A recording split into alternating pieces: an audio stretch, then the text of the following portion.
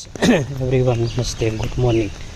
आज न्यू दिल्ली में हल्की बारिश भइरहेको छ र पानी परेको छ। गर्मी त बेसिकै नै छ, के गर्नु। दिल्लीमा बसोबास गर्दाखेरि साह्रै दुःख पाइयो।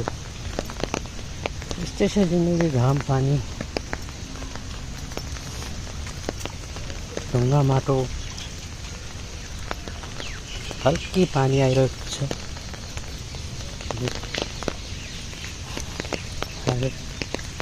पार्क विकासपुरी की डिस्ट्रिक्ट पार्क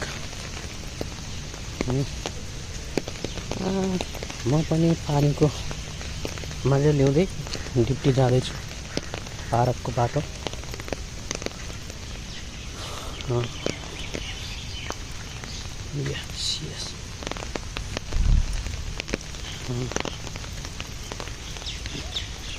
बाँकी सन्चै आरामै हुनु होला अल अफ यु।